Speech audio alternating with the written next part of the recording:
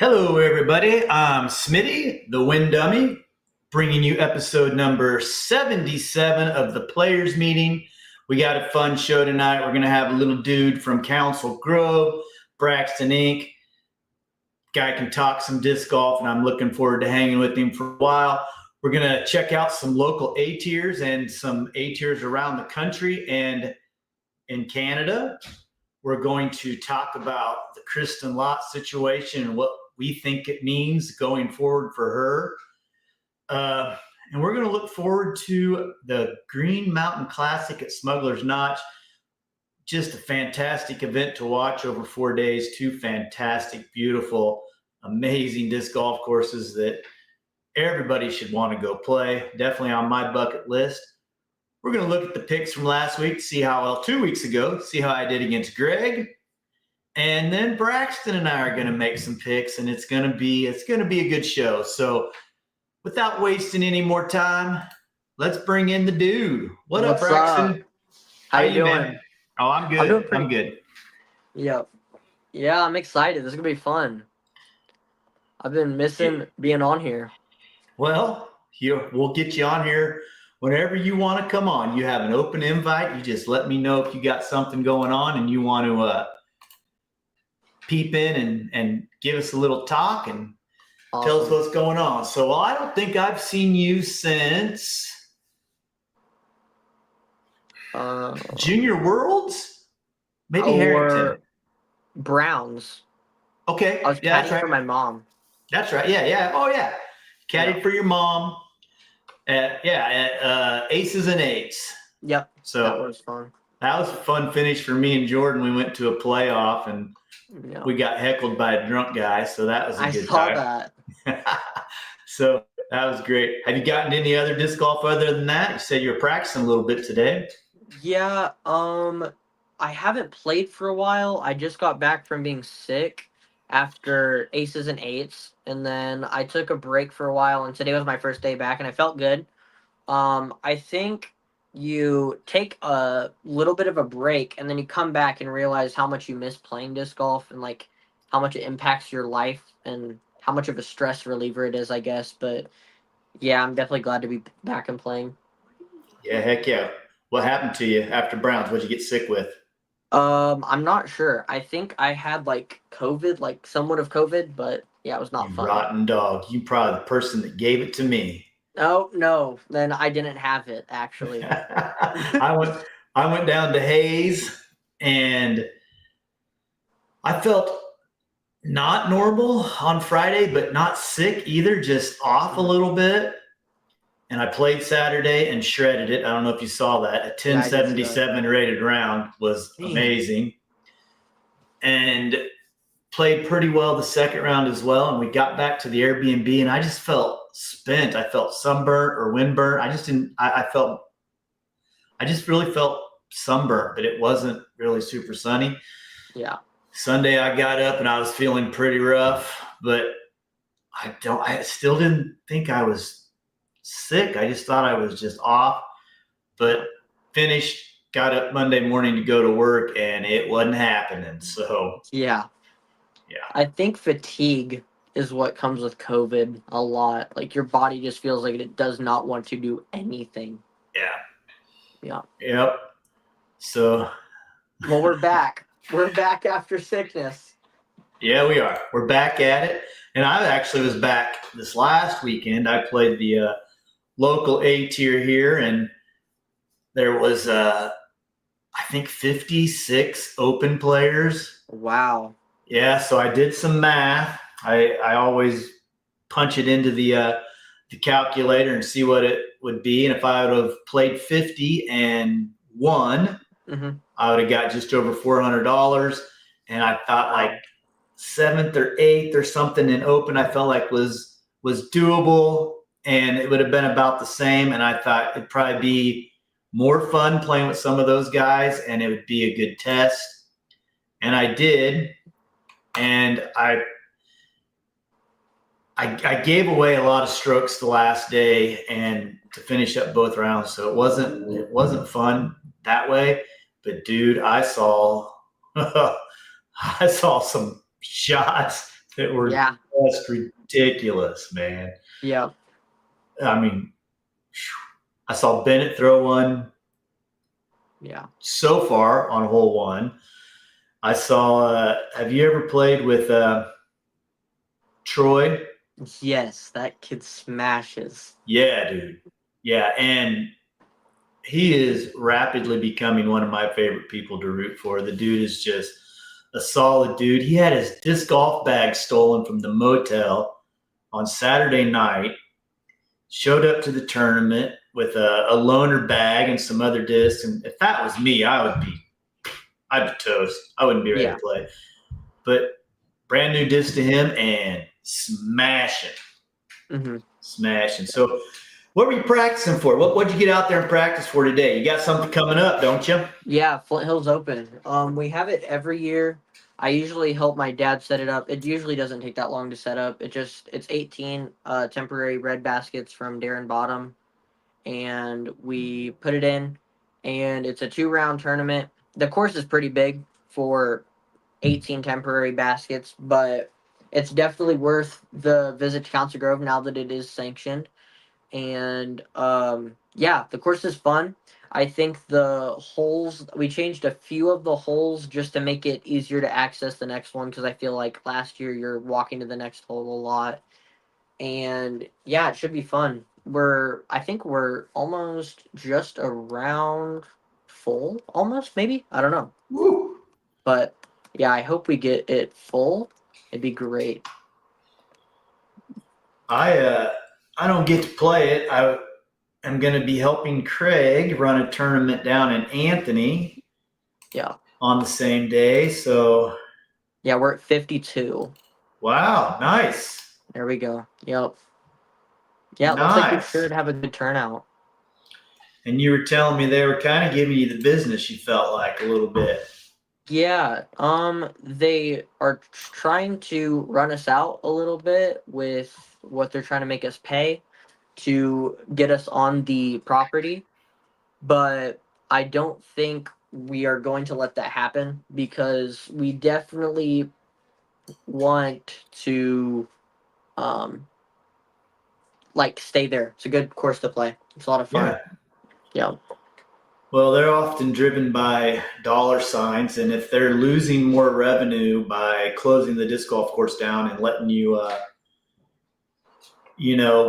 play disc golf on it for the day and missing out on whatever their greens fees are, I don't know. Do they have a clubhouse and a bar and all that stuff there? Yeah, they have a clubhouse. I don't know how often they have like food being served or anything, but yeah, they have a clubhouse. So, and cart rentals, do you guys, oh, you probably can't since it's PDJ. You probably can't play out of a cart. No, yeah. Unless everybody has one or something. So that kind of stinks. But yeah, hopefully people will be respectful of the property and spend their money there. And maybe it can be a win-win for both of you. And I think you were telling me what you said. They won like $200 more. Yeah, 200. Oh, There, did I lose you? $5 out of each player's pack, each entry. Easy to cover that. Easy to cover that. So yeah, I bet it'll all work out. Hopefully it'll be a good thing for all of you, and you'll even have a bigger, more awesome event in the future. So yeah. Well, And good luck with Grove that. Council Grove is really good at helping out though. Like all the little stores in Council Grove are really good at helping out with that. Yeah, they see the value in having disc golf come to town, I'm sure. Yeah, true. I am sure. So, all right, dude. Well, that's enough about us. Think we should get started a little bit on our show? Yeah, let's do it. All right, man. Let's start where we always start. What's popping? What's going on in the world of disc golf? And Braxton, unfortunately, this is the biggest thing that's happening in disc golf right now. Yeah. Yeah. Kristen Lott, I saw this morning when I woke up to let the dogs out at like 5 o'clock. This was on my feed. It was, I think, 4 hours old at that time. And I'll just read the first two paragraphs. It says, I know I've been a little distant lately, but sometimes I need to retreat into my shell to get a better understanding of myself. After taking that time, I've gained clarity and made a decision that brings significant change to my life. I've decided to end my season for this year and not begin another one next year, with no conclusive plans beyond that. And then she talks a little bit about how she had a hard time starting this season. And man, dude, as a fan of disc golf and a fan of her, I'm really upset about the whole thing. Yeah. But as also a fan of her, if it's helping her get healthy mentally or whatever's going on in her life and it's making her feel better, then I'm 100% for it. Do what you got to do to take care of yourself. But what do you think this means, dude? I don't know. It definitely kind of shows you that they like you don't see it because most of the time when you're watching disc golf, they're having a lot of fun and you see them doing these like crazy shots and everything. But you have to realize like there is an outside life of disc golf that like you're not seeing straight firsthand with the pros.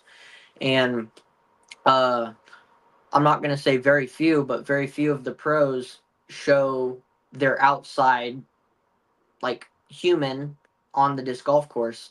But it is definitely crazy to see Kristen's like outside of disc golf view on life through just a few paragraphs, and that just lets us know a little bit about what's going on. But we see with her and her daughter and her husband that she is a very big family person, and I wouldn't be surprised if we don't see her for a while to get stuff figured out. Yeah. Just to take a step away from the pro tour for a little bit. Yeah, and you could see it on her throughout tournaments this year that she wasn't what she had been the previous 2 years. She was going through some struggles, and then to catch the yips like she did and just really struggle, something that we had never really seen with her, was really hard to watch. And yeah, man, here's kind of what I'm hoping. Number one, I think she's the best woman disc golfer I've ever seen, hands down.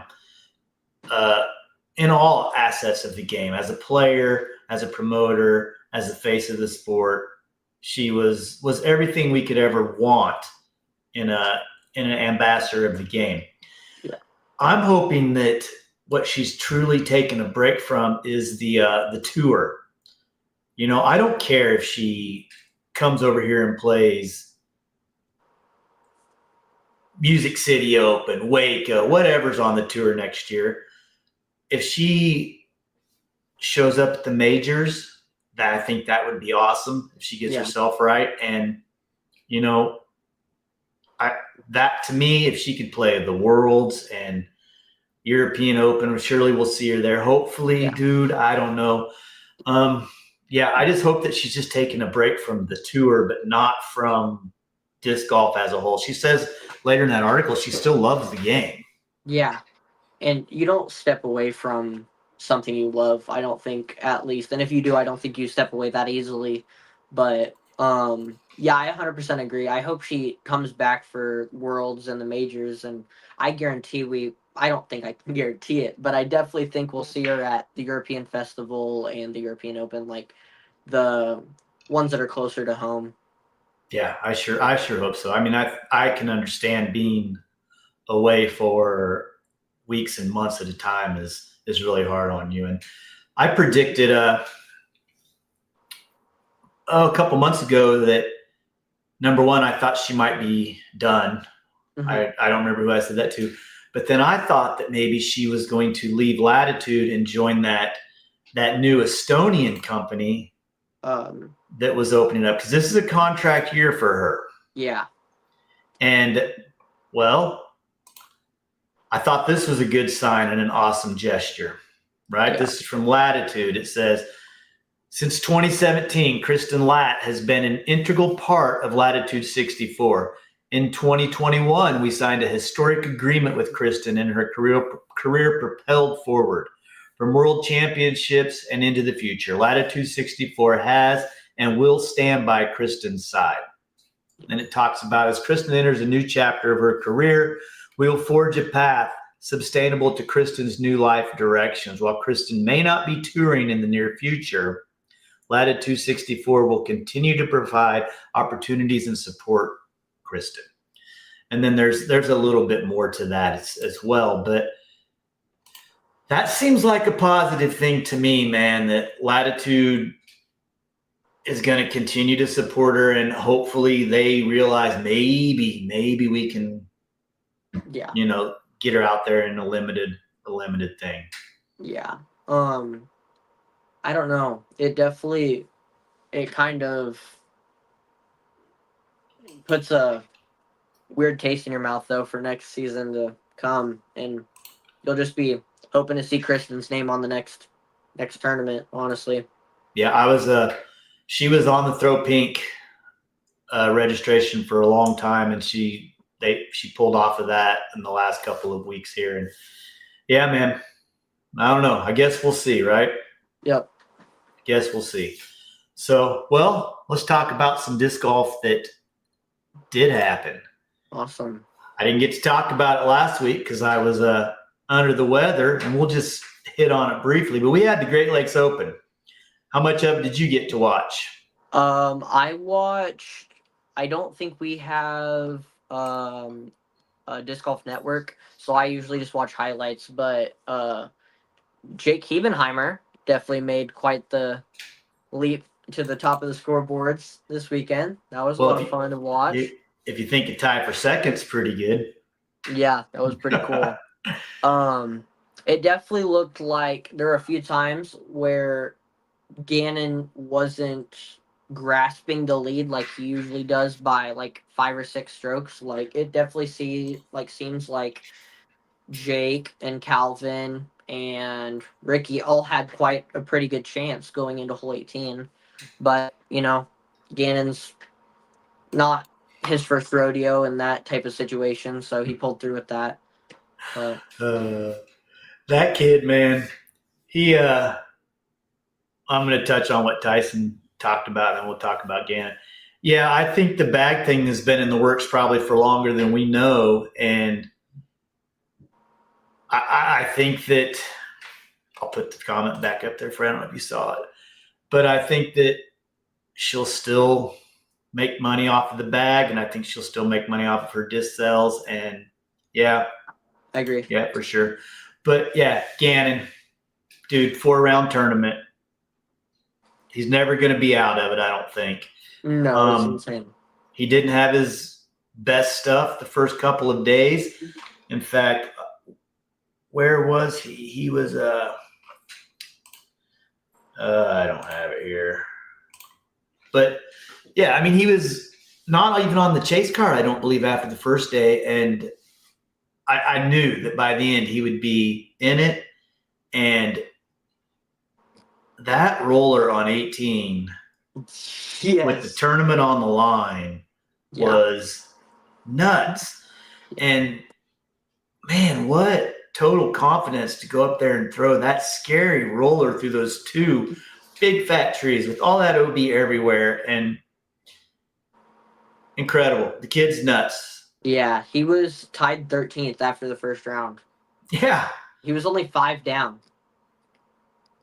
And then after second round, he made a jump with 9 down. So it's never out of it for Gannon. Like, unless after the third round, if he's not even top 20, then we might have a chance to see somebody else win. But Gannon is insane right now.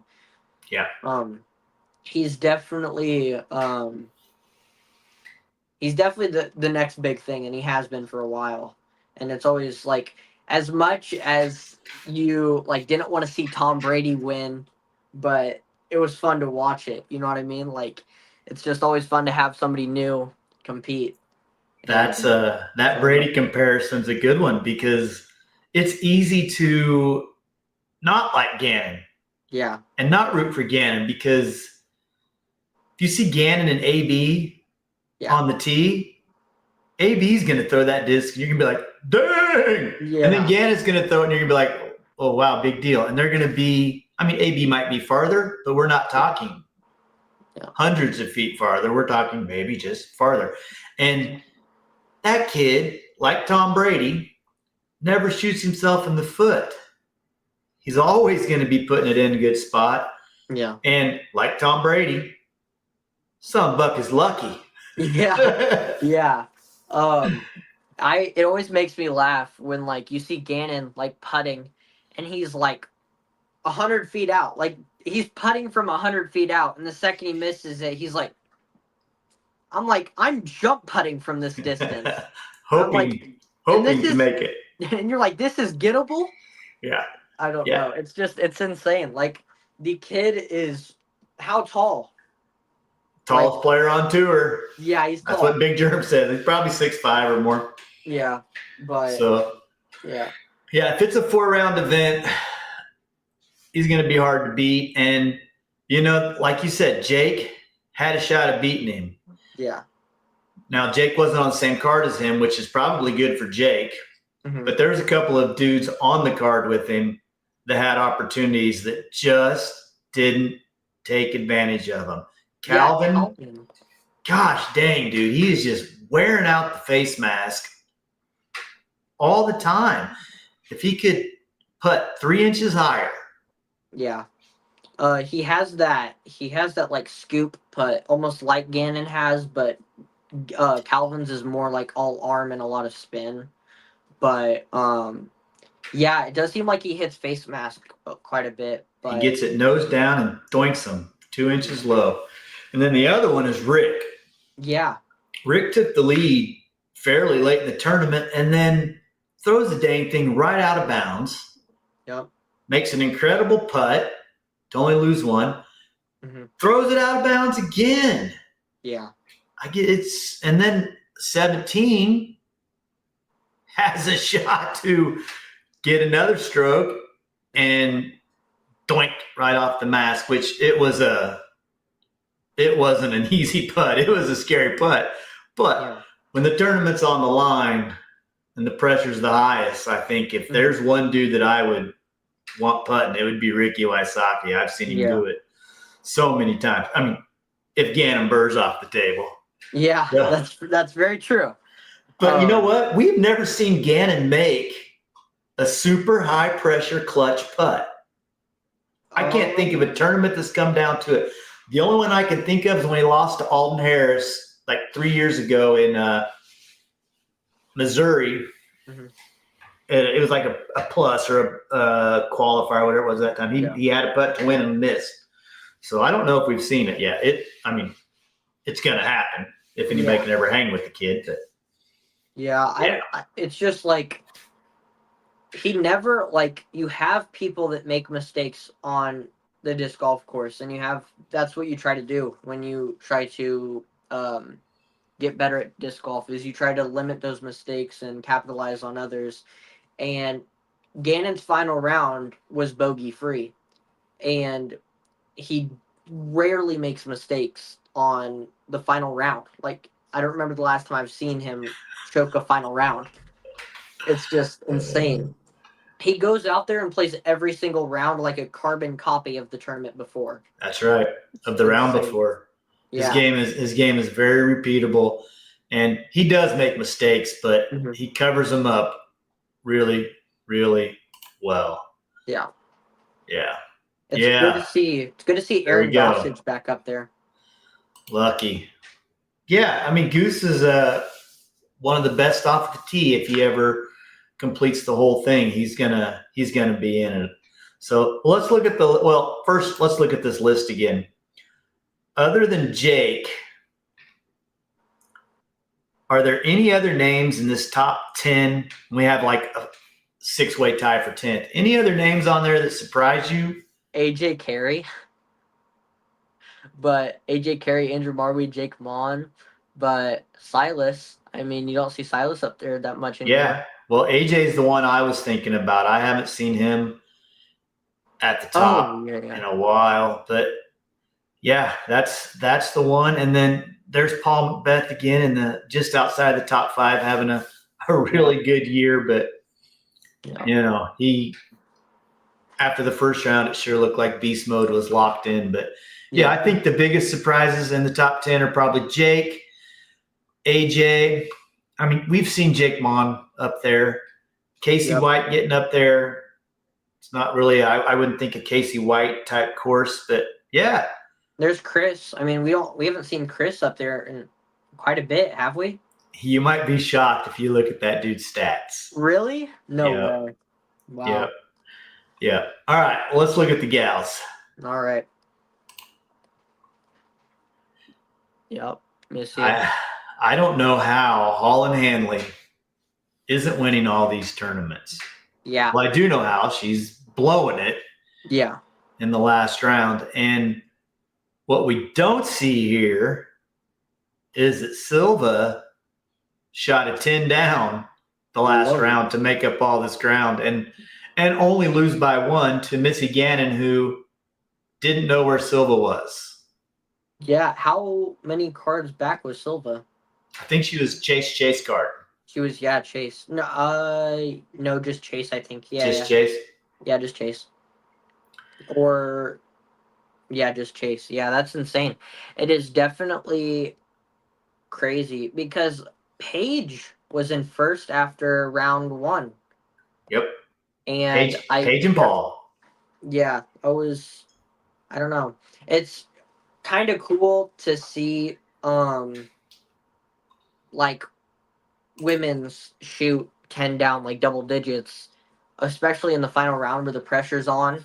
But I just love watching final rounds because it definitely shows who lets the pressure get to them on lead card and who could care less about the pressure. But yeah. And the one thing that goes when people start to get nervous is generally seems like it's putting. Yep. And if that's by far Silva Sarnen's strength, throwing straight and putting. And I don't see how she loses this coming weekend, but yeah, we'll see. So yeah, I didn't get to watch hardly any of it. I was working during the ladies, and then something going on Thursday. Friday, I was traveling to Hayes and screwing around there. Saturday, we were playing, and Sunday, I was driving home. So yeah, it's definitely like probably one of my favorite tournaments to watch every year, though. And this one coming up. I mean, this last stretch is all of the most fun tournaments in my book. Yeah, I agree. Smugglers is awesome.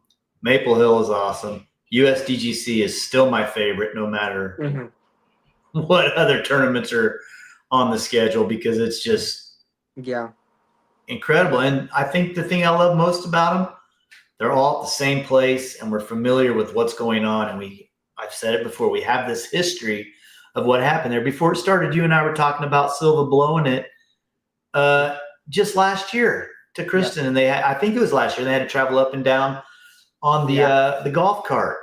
So that seems like a long time ago. Maybe it was 2 years ago. I'm not sure, but yeah, dude. So, all right. Well, let's look at a few other events that took place this last weekend, and start here local. We had Keeper the Chains in A tier, powered by Innova, sponsored by Ducks Flying Discs here in Wichita. And it came down to a playoff hole with Brandon Cawthorn and Jonathan Fletcher, both shooting pretty good that last round. And did you see any of the video of the playoff? I saw a lot of people filming it. I think I might have. Was it the elevated basket one? Yeah. Yeah, that was pretty cool. Yeah, they both. I mean, and that hole isn't an easy shot to get it all the way down there. I think moving the pin longer and left actually made it a little bit easier for guys with the distance, because they can just throw as hard as they want and get over the hill. It used to be up on that little hump, so you had to have some speed control on the disc. It was a better hole before, in my opinion.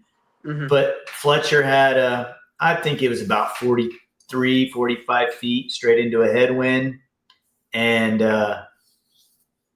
putted, airballed, and was quite a ways past. Like, the comebacker wasn't for sure a for sure thing. And Brandon stepped up. He was about 27, 28 feet and just absolutely drilled it. Yeah, I saw that. It was awesome. Yeah. Yeah, and he probably is the best player from Oklahoma and probably has been for the last few years. So Yeah, that was cool. I always love to see the like A-tier. It's an A-tier, right? Yeah. yeah. A-tier crowd reaction. Those are always fun. Yep. So we didn't have any gigantic names, but we had a lot of good local talent for sure. I mean, like we said, Brandon's probably, if not the top, he's definitely in the top 2 or 3 in Oklahoma. Jonathan Fletcher is out of Nebraska, probably hands down the best player in Nebraska. Dylan Spellman can throw the disc an absolute mile, which is really helpful out there at Clapp. And then Logan, who has all the skills of any of them, and it could be a tour player if he devoted his life to it for sure. All right, let's move on. Let's move to the Syracuse Open. I thought there were some interesting things on this. Yeah, Nathan Queen. Yeah, big win for him. Crazy. Good win for him. Yeah, right? It's crazy. Yeah. So, and he beat Evan Smith, who is a top 10 player in the world for sure. Yeah. Yeah, I thought this was, when I saw this, I thought, man, that's great for him at a good time of the year to be playing well. Yeah. So, and Parker Welk's on there. That's always cool to see. Yeah. Yeah. Braden Sides. Hopefully this guy, Alex, hopefully he throws the bird. Yeah. If not, he's missing out on an opportunity. Yeah. So, yeah. So, I mean, I'm sure there's coverage out there if you want to dig around and find it. I highlighted it because I was glad to see Nathan Queen at the top of the leaderboard. The main state championships, who I think is the next guy to win a Pro Tour event that hasn't won one yet, Andrew Marweed. Yeah, that'd be great. So cool I think he's the one, and beat Harry Chase and Colton Montgomery. That was a shocker to me to see him that far up. We haven't seen him up. I mean, we never see his name. Yeah, and always Matt Bell. Matt Bell's always fun to see up there. He's always going to be in it because he's a great putter. Yep. For sure. And then the Canadian Open. Yep. And the top Canadian is 5th place. Brian Mon. USA. Right? So it's pretty cool to see Brian win it, apparently in a playoff. But, we see Jakub hanging around trying to probably do something to burn some time on an off weekend. And then Thomas Gilbert, man, a guy who was always on Gomez 2 or 3 years ago that we just don't see. Hopefully he's gained some confidence by playing well. He said he shot the hot first round. I checked out his social media a little bit. That's cool. Yep. Yeah. Greg. Yeah, man. I love watching Greg. Yeah. And they're getting ready to go to a place where Greg won his world title. Yeah. And Chandler's up there, Raven. Zach Arlinghouse was actually when I was in when I was still going to public school, I literally sit in class and just watch Zach Arlinghouse just highlights, and that was so much fun. Instead of doing your math? Well, we'll move past that, but you know what I mean? Yeah. Cool guy to watch. Yeah, hopefully your mom's not watching right now because she doesn't want to know what you're doing in that homeschool math class. Oh, no, she knows what we do in the homeschool math class. Got to talk about that today. Uh-oh. Will she flunk you? Can she? Yeah, I think she can. Yeah. Will she? Probably not, but I'm not going to test her. Dang, I would be scared to have my mom as a teacher, boy. It's called grounding. Yeah. I can get as mad as I want at a kid. Yeah. They're just going to look at me and smirk and think they're all funny. You do that to your mom, you're getting one upside the back of the head, aren't you? Yeah. Yeah. His mom is not beating him, folks. Away. Oh yeah, you're not driving, that's for sure. Yeah, she got me one of those like glass phone cases that like lock so I can't be on my phone during the day. Oh really? Yeah, it's like a phone solitary confinement. It just sits there and calls your name. Yeah. Wow. Yeah. Yeah, dude. So well, this weekend we have the Green Mountain Championships at Smuggler's Notch. Yeah. I'm We excited. yeah, two fantastic courses, not super long, which I think makes it more exciting. It brings more guys like Greg Barsby and Andrew Marweed into the mix. And in fact, these guys are in the mix the rest of the tour because things are about to get tight. They're not going to be Yeah. able to just throw the disc anywhere they want. So, yeah. Um, I wasn't sure what course it was until I saw pictures and then I remembered a lot. But because I am big believers of every course has that one iconic hole. So I just had to see the one iconic hole and then all the memories came back. which one is it? 18? 18. Yep, 18. Been a lot of drama happen on Yep. 18. We saw Dickerson blow it. We've seen Paige Shue, Yep. Bjerkes win a world title there. Yeah, So I was yeah, talking about the Silva one earlier.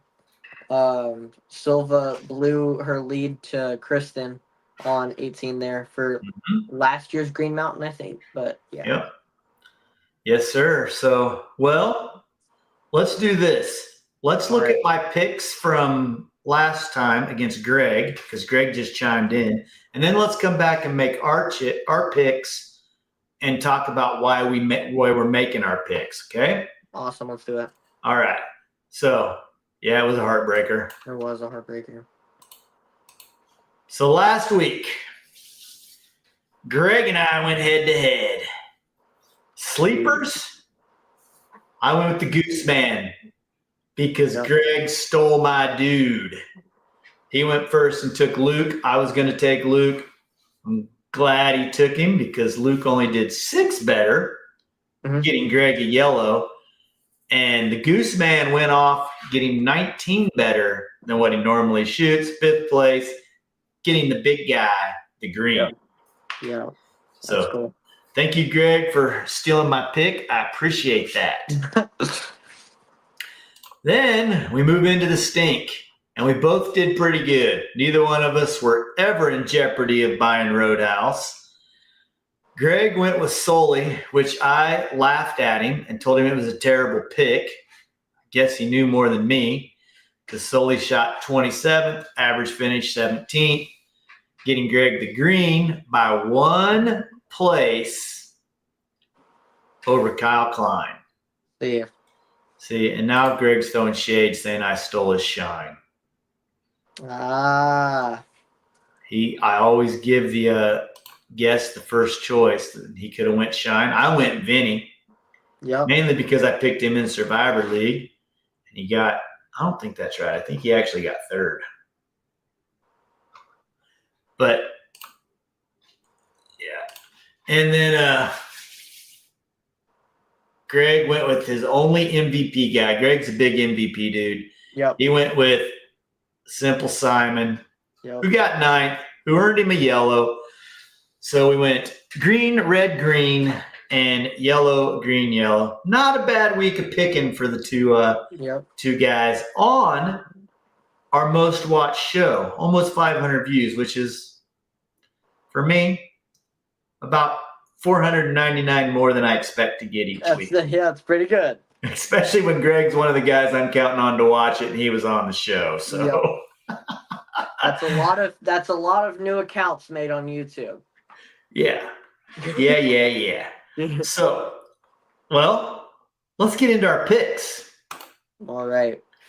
And the way this works, Braxton, is as the guest, you get to go first. You can pick shine, sleep, or stink. Don't care where we start. All right. The Roadhouse rule is in effect. Okay. And in your case, if you want to just send me a bunch of Dairy Queen gift cards, you can do that too. I don't know if we can do that, but we can see. We might be able to work something out. am I allowed to pick somebody from last week? Oh yeah, you pick whoever you Okay. want. All right, I'm gonna have to go with Vinny for Shine. I think Okay. we're gonna see Vinny pull one out this year. All right. So you're giving Vinny the shine pick. You think he's gonna win the whole tournament? Yep, I'd have to say. Well, the whole tournament minus Gannonburg. Yeah, well, what if You think he's gonna get him? I don't know. Boy, That's I'd the love thing. it. We I would could love see it. we could see a Ganon fall off for one tournament veto. We could see. Fall off to fourth place. Yeah, maybe. So, no, I like the Vinny pick here. I think it's a solid pick. It's always a solid pick to take Vinny. Yeah. I took him last week, so I didn't want to take him again this week because I am taking my Survivor pick. Okay. It hasn't let me down yet. Yep. I'm running out of picks, though, in Survivor because you can't pick anybody twice. Really? Yeah, I had to dig deep. I've never made it this far. I'm in the final four. Yep. I went with Little Nick. Okay. Which I don't think is the best pick, but I don't think it's the worst pick either. Hey, it's not too late, BC. I can send you that link, baby. We still get Cawthorn, buddy. Yeah. I hope we do. All right. So I'm going with, like I said, Little Nick. I think Little Nick will be in the top 10. Of course, I think suits him just fine. He did okay, I think, at Great Lakes, but not great. So, all right, dude. I'm going with my sleep. All right. And I'm pretty excited about this one. Okay. Let's hear it. I'm going with the guy that DNF'd last week. Hang on. Oh. Cawthorn says he's in. Give me a second here. All right. I have to do this. I have to copy that. I have to go to the Facebook. But my guy DNF'd because he got into sounds like he was sitting outside of his Airbnb and a car ran into the back of him. Oh, I heard that. Okay, Brandon, check your messenger. You should have a message from me. But I'm going Alden Harris. Alden Harris is averaging 41st place on tour this year. And he finished top 5 at Green Mountain Classic last year. It's not an overly long course, so I think he can be in the mix. So Alden Harris is my sleeper pick.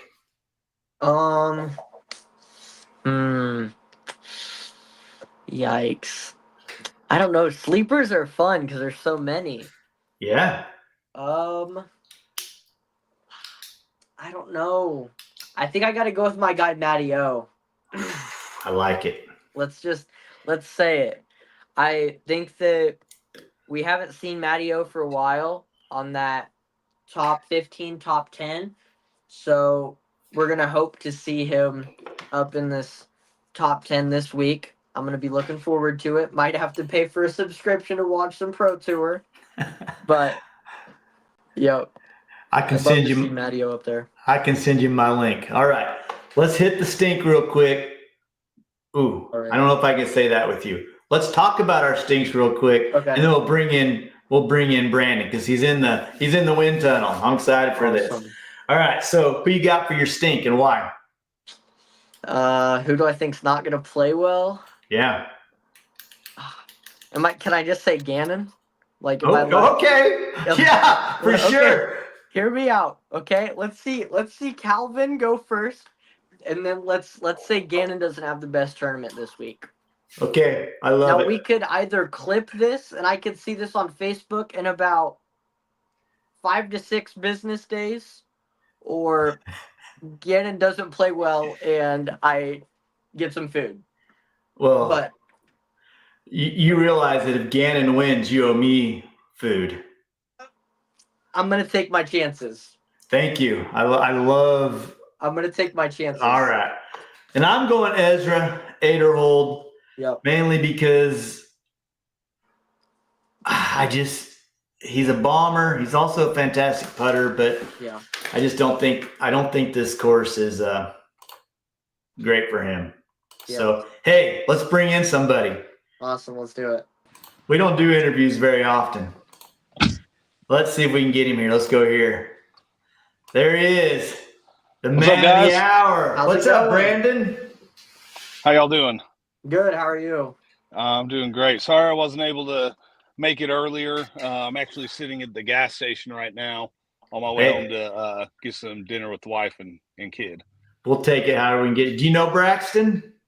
Yeah, I think we've met a couple times. How you doing, man? Good. How are you? Good. You guys are teammates there with the Millennium crew. So Braxton's part of the junior team. That's So That's awesome. Well, you did it, dude. You pulled it off. Yeah. That was cool. That was some solid play over 3 rounds, really. Yeah, I was happy with it. Obviously, first A-tier win. Super stoked to get that one done. It's been a whole lot of attempts to finally get there. And I was you remember last year I was in contention and just kind of unfamiliar with the course. And I was sure to get there Thursday to start practicing.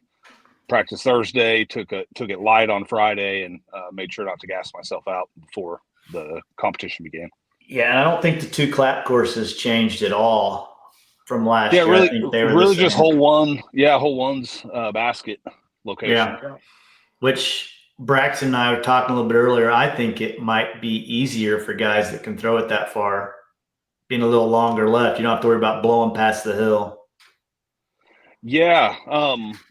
Last year, I think I was trying to throw Helio Draco there, which it's carrying the Draco name, but they have tons of glide. I'd think of it more like a Thunderbird than a Draco.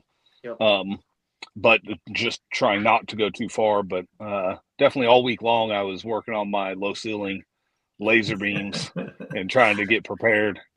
Yeah. Well, let's talk about that putt, dude. Which one? The one to win it, man. That's the thing dreams are made of right there. When you were lead card and he was done, and you had to go birdie, which 17 and 18 for a player of your caliber should be birdies in the bank all day long, right? Just keep it safe. But yeah, you go in there and I had you at 28 feet. If that circle was a 30-foot circle, if it's a 33-foot circle, like it should be, you're outside of 30 on the tallest damn basket in A-tier history. That's right. That thing is way up there. I mean, even when I'm standing on the rock, I can't reach over the basket and grab my putter. I got to push it up through the bottom of the basket and pop it out. Yeah, you threw it out. Yeah. Yeah, after being 6 or 8 inches off the ground, standing on that stone. So yeah, that.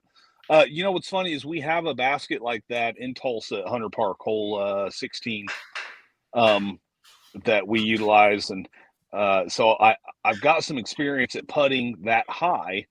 So I guess that kind of helped with the confidence in making the putt whenever it mattered in the playoff. But really, I think.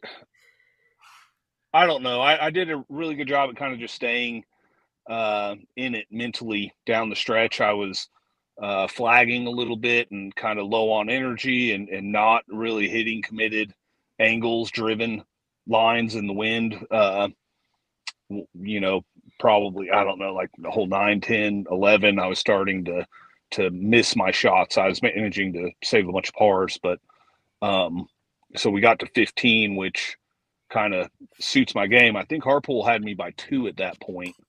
And he laid up. He was first to act, and then I threw a laser of a forehand to about 25 feet. And he went on to throw his second shot, which he fluffed. It hit a tree limb. He went with the forehand. It slipped out early, hit a tree limb that kept him from going OB halfway up the fairway, or 150 from the basket, probably. And it kind of made its way forward. He then tries to putt under that cedar tree and leaves it 30, 35 short, and has to make that for his 4. before I even have to act on my second shot. Yeah. If I remember right, he grills that putt. So he's taking a 5. I barely trickle in my 25 footer. And so I don't know what the rest of the field's doing. I haven't really checked. Whenever I looked a couple holes before, Harpool had me by 1. We matched a couple holes. He went on to get the eagle. I only got the birdie on the par 5, and so I knew that he had me by 2. So this gave me the lead, and that's all that I was concerned about at that point. I knew there were a bunch of people tied with me prior to that, and so I figured if I birdied out, I'd win. And I didn't know until 18. Before the putt, I checked the scores again to see if I could potentially lay it up because I'd left myself 20 feet, maybe 25 feet. Little faster. Little meat on the bone there. And so I checked the scores, and I was like, oh, shoot, Fletcher went off. I've got to make this to get into the playoff. And so fortunately, I was able to stop thinking about that immediately and just focus on what I needed to do. Made the little headwind putt. But so then we get into the playoff. And I like Jonathan a lot. He's progressed so much as a player over the past few seasons and what I've been able to see with him. And so I was happy to go into the playoff with him. And we both threw really good drives on hole 1 to get down to the bottom and have some looks at it. He was first to act. He was outside the circle, probably 40 feet or so, I think, on his birdie look. And he airballed that and put it to probably a foot shorter than where I was at. So if I was at 30 feet, then he was at 29. He asked if it was him or me. I said, I think it's me. But I had like no real pressure in my mind because the basket's so tall that a layup to the base of it leaves you with a difficult, there's no tapping it in. No, it's like, like I'd rather be 12 feet away than right under it.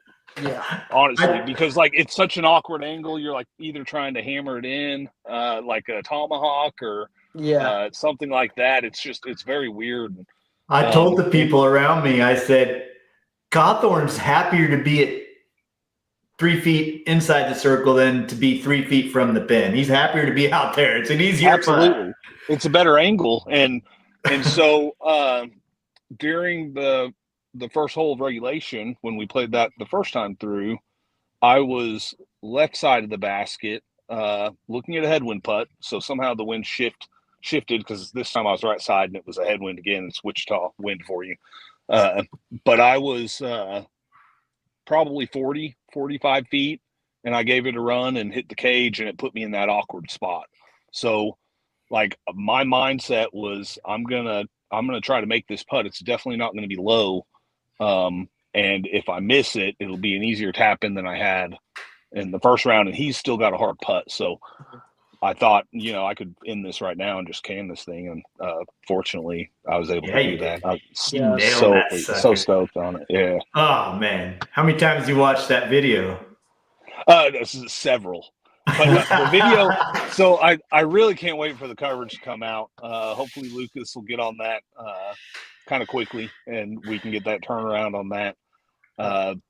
Because like the video that I'm watching is from 100 and something feet away. Can't really see everything. I want to see what my face looks like because sometimes I'm like looking scared whenever I putt because I don't know where the hell the putter's going to go. Yeah. And it's like an anxiety on the putting green, which typically I'm a pretty strong putter, but still I feel that it's like a nervousness to the point of focus almost. And so like I was just trying to lock in and just go through the normal routine, and that's what I did, and I let it fly and fortunately went in. But I want to see what I look like, the expression on my face, like if there was some surprise or what, Yeah. And I guarantee you're getting a Disc and Deals double take on that sucker. Yeah. If you don't, Lucas, we're gonna have to do something with that guy. Yeah. So you've come to the keeper multiple years. What keeps bringing you back? Just an 8-year that close, or? Yeah. So I like playing Oak. I think that Oak's a fun course to play. I've played it a lot more than Clap. Last year was my first time to play Clap at all. So this is my second year I believe at Keeper on the Change, unless Keeper of the No, you're probably Chains, right. unless it was different venues before, and maybe I played it. I'm the worst at remembering courses that I played from years ago. I've got to get to the course just names and stuff like that, but I don't know if Keeper. I'm like that with tournament names as well. I feel like I played it years past, but it wasn't held at Clap. I don't know. Yeah, if that's true. you're probably right. We've played it at Oak, and we've played it at 2 courses at Oak in the past. So when we played over like hole 10, we played past that over in that other little area of the park. So there's been several renditions of it, but yeah, Oak, man, what a course. Yeah. No, I like Oak. It's just there's so many low ceiling lines in Wichita. Like it creates really smooth angle controlled throwers. Like the guys that I'm playing with that are from Wichita, they've all got, really good low forehands, and they can throw fairway drivers and drivers on laser lines low, So yeah, I enjoy playing it. There's a lot of good holes out there. We played a lot of shorter holes over at Oak this year. I felt like that we don't normally play, and I think some of that had to do with flood damage. I know that's why we didn't get to play 15 in the champ position. Yeah. So my understanding, and the river was up big time. I'd never seen it that high before. It was always down below the tall grass fringe, the banks, and but I think I heard last year that they try, and you could probably shed some more light on this. They try to keep Oak different every year from the years past. Is that accurate at all? Do you know? Yeah, I don't know. If it was me, if I had the desire to run an A tier, I would try to run it on the absolute best course. And I would just keep it. This is what we do. This is the course. You have all year to practice it and get ready for it. There's no surprises. And that's the way I would look at it. It does change year to year what they play over there. We have some pins over there that we call the champion pins that were put in for the keeper that we just didn't play this year, like hole 9 at Oak, which is most generally nine, which is normally a 2-shot hole. Throw it way down there, then throw across that field. This year it was a must get shot, right? And then the first one across the street, we also played from the short tee pad, which really surprised me because everybody gets up there to the honey hole and then chips around that long tee pad. Dude, you are really forced to make some decisions as to how much you want to bite off on that second one. Oh yeah, that because the green's so pinched there, and you've got some angulation, some trees. Do I want to try to the outside the trees on the road skip forehand line, or the right side over the sidewalk? No, you don't want to do that either. So, right, no, I really like the longer.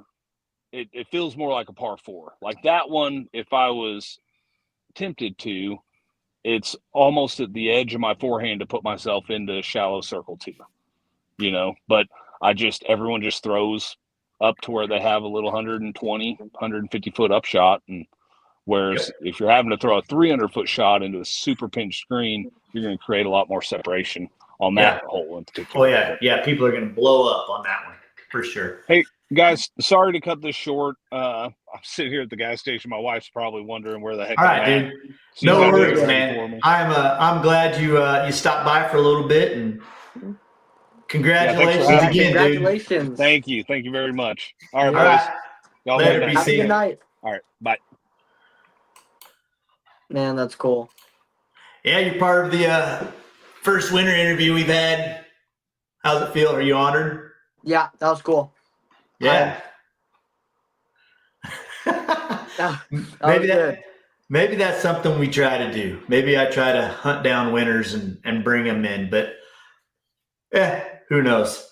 Yeah. All right, so we made our picks. Let's see. Let me see what else I got going on here. We made our picks. Oh, we got to talk Survivor. We got to see who's still alive in our Survivor League. We're down to 4. Junod, Patsy, who, I don't know if you're noticing a trend here. She keeps stealing my picks. I think she's watching the show. Yeah. And Cooey, no, she's won this thing before. Yeah. So we're getting down to it. You can see we picked a lot of good players. Like I said, I'm going Little Nick. I don't know what they're going to do. Looks like Little Nick is probably going to get picked 4 times. Yeah. Oh, no, they can't. Oh, I've taken him. Crap. Glad I saw that. I got to make a new pick. So roll it back. no, I'm keeping my pick for this, but I got to make a new pick. Figure out who I'm going to take because I don't want to lose out on this. So, Ed, don't doubt me. I can interview myself. We're talking guys that win big tournaments, Ed. C tiers don't count. Yep. So, all right. Well, Braxton, are you ready for the final segment of the show? I am. Let's do it. I'm glad you came on, man. Here we go. Welcome to Big Deal, the segment of the show where Braxton takes a deep dive into things that everyone's talking about, whether they deserve the hype and truly are a big deal, or are just a total overblown, yeah, big deal, bro. All right, Braxton. People are talking about this around here. Yeah. I'm going to show you the pictures and ask you what you think. Yeah. What do you think about elevated baskets? Hear me out. PDGA, please be listening. We should be able to dunk on elevated baskets. We should be able to do dunks on elevated baskets. Like literally jump up and... Yes, I'm not kidding. Like windmills and I'm talking whatever. But only for juniors, of course. Short people, you know. But yeah, I like them. But I think it definitely, like, off of what Brandon said, like, you'd much rather have a 30-footer than be right under one. Like, they have some crazy tall ones. But yeah, I don't know. I don't think they're bad. But keep them around. I'm with you. I love them. I think they're great if they're done correctly. I think I would like to see a suggested maximum cage height. I agree. I think that's a big deal. I don't think you should ever I think that if you're arm's length away from the bottom of the pole, I think you should be able to put the basket in, dunk, like you said. Now, not literally jump up and hang on the deal. Yeah. But you should be able to drop it in. Yeah. Right? That's laying up. Ball golf, you don't roll the ball to 8 feet because it's easier to make it. Mm-hmm. Now, I know we're not ball golf, but Yeah. we're similar. Yeah. I also don't like the fact that, like, I've seen people that are punished from being close to an elevated basket. Like, you're still, like, if it's windy and you're putting, like, directly up at an elevated basket, there is a decently good chance it catches, like, broadside and just comes out. Yeah. So, Yeah, I 100% agree. That basket on the top left is the one that Brandon made his putt on. That's Hudson. Yeah. Putting there. Hudson couldn't get his disc out from the rock. I could touch the bottom of the cage from the rock. I couldn't reach over it. So if my disc was 3 feet, I don't think I can make the putt. I can't turbo it. Like Brandon said, you got to do some Scooby weird thing. You know, maybe like he said he was familiar with it from another basket. I don't know. Okay. Yeah, there should be regulation. And then the next one to the right is right off of the Pro Tour. Those are less than your head high. Yeah. Right. Which, if you're close to that, you can dunk it in. Yeah. If you park it, you can dunk it in, no problem. Yeah. The middle one you'll get to play on when you come down for the kids tournament in a couple weekends. That's 17 at Millbrook. We have 2 of them out there. This is the taller of the 2. I can dunk it in, but I can't reach in and get my disc. I have to toss it out. That's why we have steps right there. So it's probably a little bit taller than what I think the Pro Tour should allow. Mm-hmm. But if you're in the rocks parked, you can climb up there and dunk it in if you want. But if you're up against the rocks, you can still put it in pretty easily. Yeah. I think I 100% agree with there should be a regulation height on cage. But yeah, I definitely think it's a cool thing to have in disc golf. It changes it up quite a bit. What about this one with the spiral staircase? I want to see that one in person. That one's pretty cool. You like that? I hate that. Really? Yeah. I don't know. You either take a 4 or you take a 25. I mean, you're putting a while. The only thing to make it better is there's a slipper slide out the back, so you can slide down after you got your disc. Yeah, that'd make it a little bit worth your snowman. There's nothing ever gonna make anything worth a snowman. I don't know. A little spinny slide. I don't know. I'm out. All right, dude. We made it to the end. You got any shout outs you want to give? I definitely want to thank Team Millennium and Lindy and Dennis. I just saw that Lindy got moved up, so that's always cool to see. Moved up? Yeah, she's team captain now, I think. Of everything? Yeah, I think. If that's what I saw, or that's what I've heard. Sick. Hopefully you're supposed to be telling people that. Lindy, correct me in the comments. Lindy, correct me. But yeah, I want to thank Team Millennium, Dr. Christy Distize, Team Deathwish, and Team Esco, and most important of all, my friends and family. I also want to shout out me and Chase's YouTube channel, BNC Off the Tee. We're going to try to start posting on there when we can. That's always fun to have. And we still want to try to get a podcast going we might do it with Bennett at some point, but that'd be cool to do. But yeah, Smitty, and I want to thank you for letting me come on. It's always a pleasure. So get on here and hang out with you. Yeah, thank you for coming on. I was scrambling. I need to get on it earlier to give people a chance to prepare. But yeah, dude, thank you for coming on. It was fun to have you on here. Yeah, I got to give some shout outs. We have this blows my mind. We have currently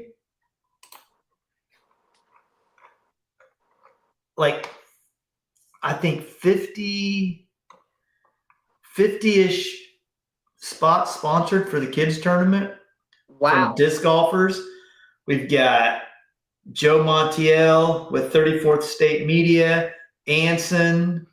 Joe got several. Anson got one. Beatrice Disc Golf got one. Black Ace got several. Yep. Colwich Players League picked up a handful. The Davenport boys got one. David Feltz, Disc and Deals, Ducks, Farm Path, Flying Bison, Heisernotch, JD Wyatt, Schwakey, Lindy, Wisby bought several of them. Marianne, Millennium, Tom McGee, Travis Bailey, the Unruhs, Wild Bill Disc Golf, and I don't know about you, but I didn't hear Millbrook Disc Golf Club on there or Millbrook Park. I didn't. Guarantee you they'll do something. Air Capital Disc Golf Club sponsored the bathroom, so you guys don't have to pee behind a tree and get a ticket. Yep, that'd be better. Man, incredible! I've already refunded multiple entries and say, here, let me cover it. So yeah, that's awesome. That's nuts, man. Just nuts. You guys got to do coverage at a Kansas Junior Championship some year. That'd be awesome. Hey, you start bugging Lucas. That's the coverage guy. Lucas, if you're watching this, Braxton, Chase, Gabe, and Carson, that would be a crazy lead card. Yeah. You would see a lot of mocking, and it would probably be the most serious, unserious lead card you've ever seen in your entire life. There you go. You should send him a direct message and say, hey, dude, how are you not sponsoring a kids tournament or filming a kids tournament in your own backyard? I agree. You get out there, Lucas. And Hudson's helping run it. That is even more of a reason. And you and Hudson could do commentary. I agree. Thank you. Let's do it. We need Maybe it. we need to start our own tournament coverage. I agree. Yeah, I'm out on that. I like playing too much. I don't know how much I can put on my iPhone, but we'd have to find out. That's what Lucas used to do. Now he's got those awesome cameras. So yeah. Those are cool. Hey, Yeah, if you're watching, hit up Lucas. Tell him you want to see it. of course. I'd love to. All right, dude. Well, Awesome. Thanks for having me on. I appreciate it. Yeah, man. It was great. We'll have you on again. That's for sure. So Yeah. Have a good goodbye, rest of your night. everybody. Good to see you.